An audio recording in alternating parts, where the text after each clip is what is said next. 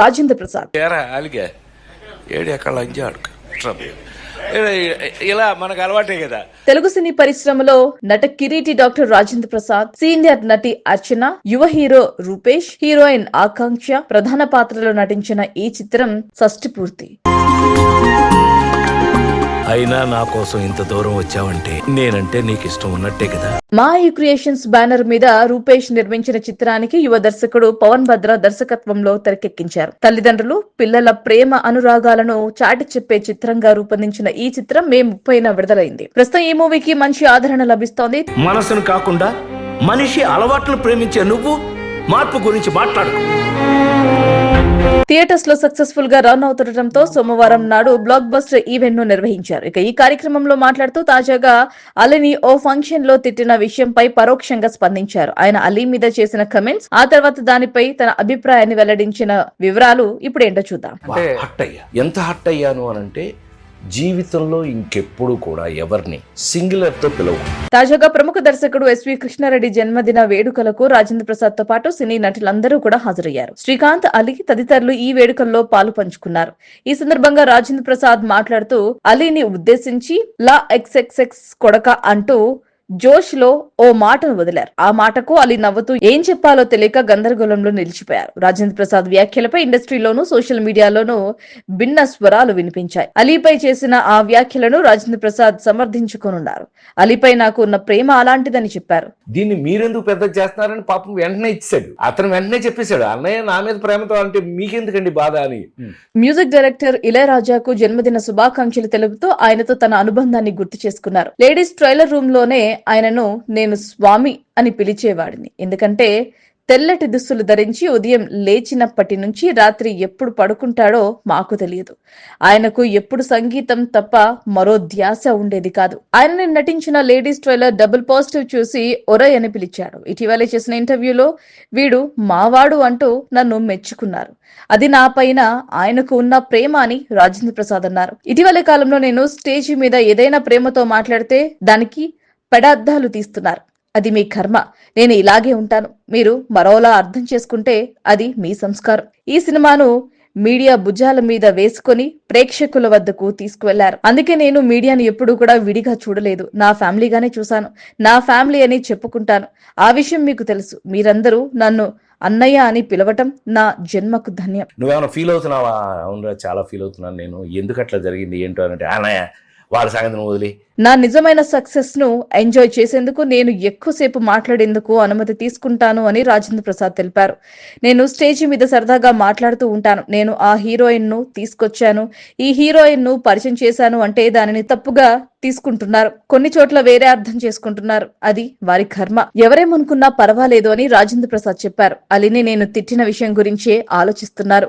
కానీ వాడిపై నాకు చాలా ప్రేమ ఉంది. ఆ ప్రేమ కారణంగా అలాంటి మాటలు వచ్చాయి. వాడిని నేను చిన్నప్పటి నుంచి చూశాను.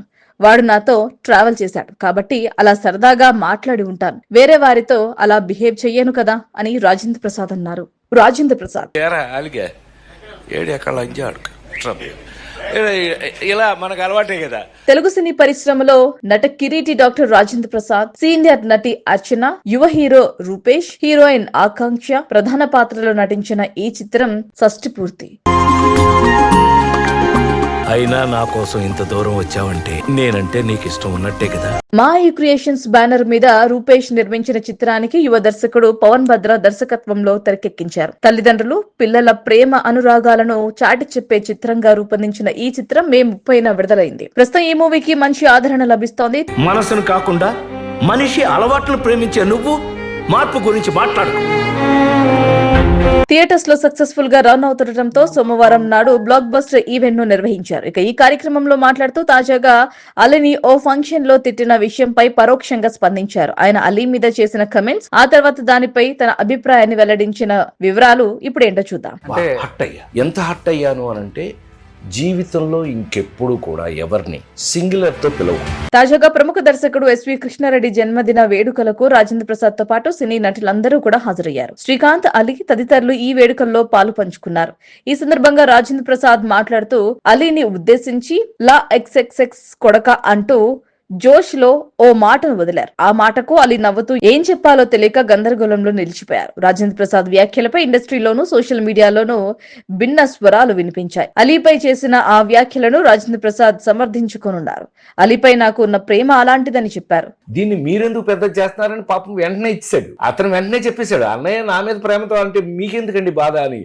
మ్యూజిక్ డైరెక్టర్ ఇళయరాజాకు జన్మదిన శుభాకాంక్షలు తెలుపుతూ ఆయనతో తన అనుబంధాన్ని గుర్తు చేసుకున్నారు. లేడీస్ ట్రైలర్ రూమ్ లోనే ఆయనను నేను స్వామి అని పిలిచేవాడిని. ఎందుకంటే తెల్లటి దుస్తులు ధరించి ఉదయం లేచినప్పటి నుంచి రాత్రి ఎప్పుడు పడుకుంటాడో మాకు తెలియదు. ఆయనకు ఎప్పుడు సంగీతం తప్ప మరో ధ్యాస ఉండేది కాదు. ఆయనని నటించిన లేడీస్ ట్రైలర్ డబుల్ పాజిటివ్ చూసి ఒరయ్ అని పిలిచాడు. ఇటీవలే చేసిన ఇంటర్వ్యూలో వీడు మావాడు అంటూ నన్ను మెచ్చుకున్నారు.